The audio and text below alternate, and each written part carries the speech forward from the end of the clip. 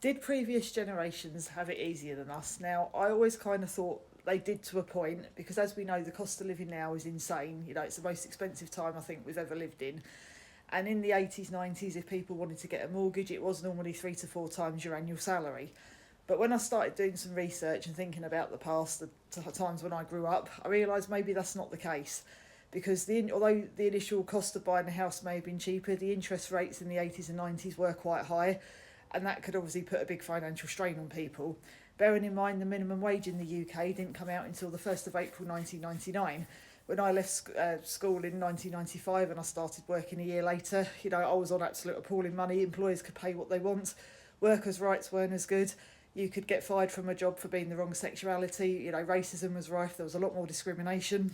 So thinking back, you know, were the quality of houses as good? This is something I've thought about. So I think every generation has had its own struggle. I don't think it's been, you know, harder or easier for each one. I think each one has had their own problems and different, you know, sets of issues to deal with. Let me know what you think in the comments, guys. I know now, you know, obviously we've got more technology.